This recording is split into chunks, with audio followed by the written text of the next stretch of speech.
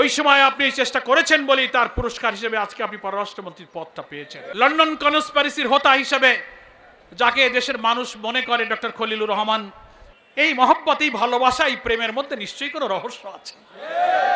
এই যে উভয় পক্ষের প্রেম এমনি এমনি হয় নাই। সরকারের অভ্যন্তরে হোক, সাবেক উপদেষ্টাদের মধ্যে হোক, যারা ইঞ্জিনিয়ারিং এর সাথে যুক্ত থেকেছেন, যারা বিশেষ কোনো দলকে ক্ষমতায় আনবার জন্য অন্তর্বর্তীকালীন সরকারের ভেতরে থেকেও চেষ্টা করেছেন, বুকে হাত দিয়ে আল্লাহকে সাক্ষী রেখে আত্মবিচার করুন, আপনি বিবেকের দংশনে নিশ্চয়ই দংশিত হবেন। ওই সময় আপনি চেষ্টা করেছেন বলেই তার পুরস্কার হিসেবে আজকে আপনি পররাষ্ট্রমন্ত্রীর পদটা পেয়েছেন। বাংলাদেশের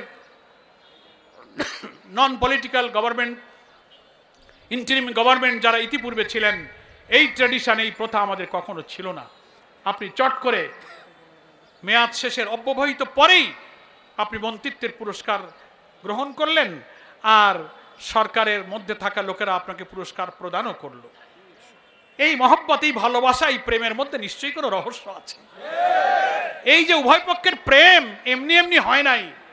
ক্ষমতায় আনার জন্য আপনি যথেষ্ট সার্ভিস দিয়েছেন, তার একটা কৃতজ্ঞতা তো করতে হয়। নুন খাইলে তো গুণ গাইতে হয়। তাই আপনাকে এই পররাষ্ট্রমন্ত্রী পদটা উপহার দেওয়া হয়েছে। ফলে আপনারা বেজার হওয়ার কিছু নাই, আমরা সত্য কথাই বলছি। কেন আপনি বেজার হবেন? আপনাদের জন্য আমাদের মায়া লাগে, দয়া লাগে, দোয়াও করি যে আপনারা সুস্থ থাকেন, দেশ জাতির জন্য কল্যাণকর কিছু করেন। জামাত ইসলামের প্রতি কোনো অপবাদ দেবেন না, ভুল ধারণা করবেন না, অহেতুক আশঙ্কা করবেন না।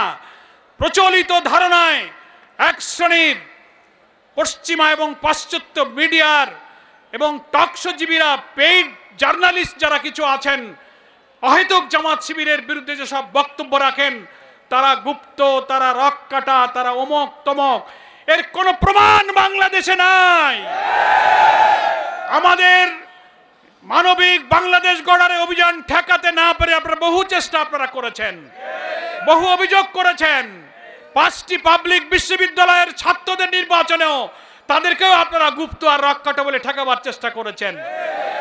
কোন অপপ্রচার ঠেকাতে পারে নাই, জাতীয় নির্বাচনও ঠেকাতে পারেন নাই। দেশবাসী কোটি কোটি ভোট দিয়ে প্রমাণ করেছে আপনাদের সব অপপ্রচার হচ্ছে মিথ্যা, গুজব, রাজনৈতিক উদ্দেশ্য প্রণোদিত।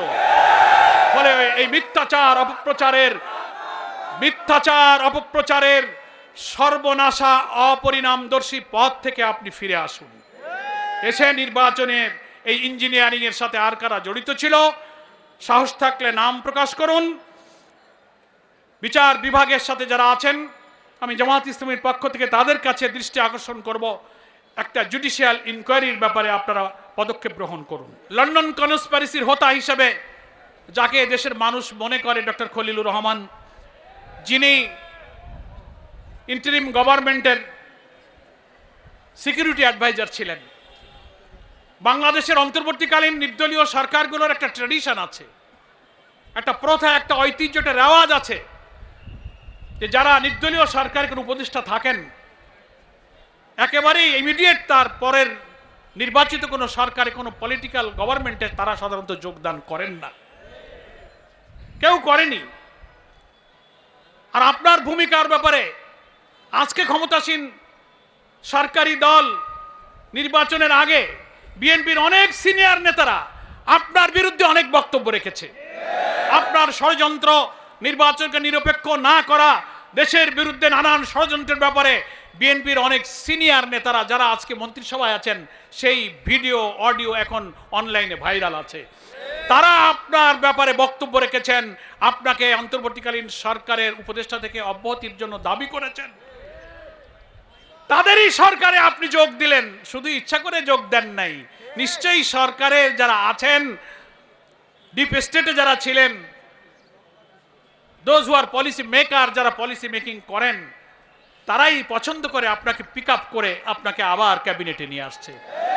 তার অর্থ হলো যে এখানে আসবার আগে, যখন আপনি অন্তর্বর্তীকালীন সরকারের উপদেষ্টা হিসেবে দায়িত্ব পালন করছিলেন, আজকে যারা সরকার গঠন করেছেন, ওই দলের যথেষ্ট উপকার আপনি ওই সময়ও করেছেন। আপনার খেদমত, আপনার উপকার, নির্বাচনে বিজয়ী করা, সরকারে আনার ব্যাপারে আপনার সার্ভিসে তারা এত সন্তুষ্ট হয়েছে যে আপনার পরে সমস্ত রাগ দুঃখ ভুলে আপনাকে এখন পররাষ্ট্রমন্ত্রী করেছে। এটা একটা উপহার আপনি পেয়েছেন। তো এটা তো জাতি বুঝতে পারে যে ইঞ্জিনিয়ারিং এর সাথে আপনি একজন গুরুত্বপূর্ণ দায়িত্ব পালন করেছেন। আরো আছে, আস্তে আস্তে বলে ঠাকুর ঘরে কে রে, আমি কলা খাইনি। তো অনেক সময় ঠাকুর ঘরের লোকেরা এরকম হঠাৎ কেউ কেউ বলে উঠবে, না আমি কলা খাইনি। তো অন্তত দুজন তো পাওয়া গেল। আর যদি আপনাদের সহযোগী কেউ থাকে তাদের নামটা প্রকাশ করুন। আমরা বর্তমান সরকারের দৃষ্টিতে আনতে চাই, এই বক্তব্যটাকে পরীক্ষা করা হোক। রাজনৈতিক বিশ্লেষক, যারা চিন্তাশীল, যারা সিভিল সোসাইটি আছেন, এখন নীরব কেন? আপনি এই কথার ব্যাখ্যা দেন। বিরোধী দলে থাকলেও তাদেরকে আমরা মেইন স্ট্রিমে আসতে দেয়নি, এই কথার অর্থ কি? সমাজের সুশীলদের কাছে ব্যাখ্যা চাই।